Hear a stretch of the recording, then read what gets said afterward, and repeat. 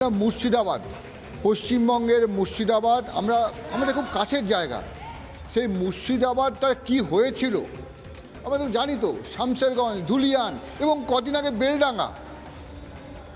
এই মুর্শিদাবাদ এবং বাংলাদেশ একটা বিস্তীর্ণ অঞ্চল এবং মানে গোয়েন্দা দপ্তরের সূত্রে খবর, মুর্শিদাবাদের অন্দরে যারা আছে তাদের সঙ্গে অনেকেরই জামাতের সঙ্গে ঘনিষ্ঠ যোগাযোগ রয়েছে। এখানকার কেন অন্যরা কি করছে সেটা সবাই জানে, কিন্তু আমরা যেটা চাই, আমরা এটা বারবার বলছি, রাজ্য দেশ আমাদের কাছে সবার আগে। সেখানে কোনো ছেলে খেলা চলবে না, সেখানে খেলা হবে না, সেখানে কোনো খেলা হবে না।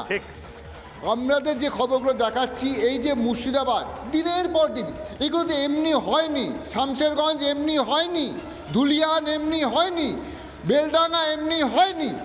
এবং কেন আমরা বলছি, আমরা তার সরাসরি প্রমাণ দিয়ে বলছি। আমরা এখনই আমাদের রিপোর্টার ওখানে সৌমিত্র গিয়েছিল, টানা রিপোর্টিং করেছে। আমি বলবো সেই প্রতিবেদনটা কি হচ্ছে ওখানে সেটা দেখাতে একবার। ঠিক,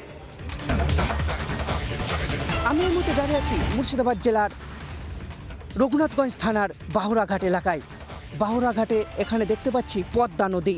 পদ্মা নদীর ওই পাশেই রয়েছে বাংলাদেশের চাঁপাইনবাবগঞ্জ জেলা এবং ভারতের সামান্য একটু অংশ। এখানে কোনো ধরনের কাঁটা তারের বেড়া নেই, তাই এখানে অবাধে অনুপ্রবেশের ঘটনা ঘটে।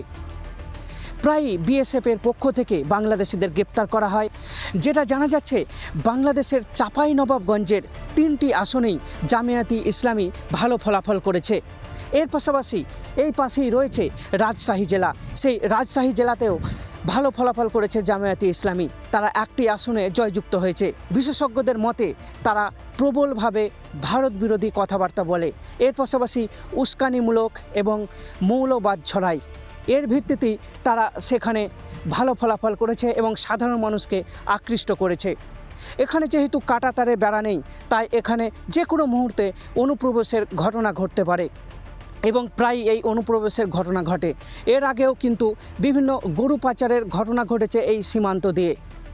বিশেষজ্ঞদের মতে যেহেতু পাশেই চাঁপাইনবাবগঞ্জ জেলা এবং সেখানে জামিয়াতি ইসলামী ভালো ফলাফল করেছে, তাই যে কোনো মুহূর্তে সেই উগ্রবাদী মতবাদ এবং মৌলবাদী মতামত এই পারেও ছড়িয়ে পড়তে পারে।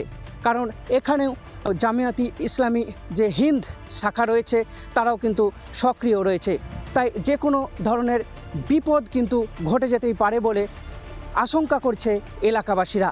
মুর্শিদাবাদ থেকে সৌমিত্র দাস, রিপোর্ট।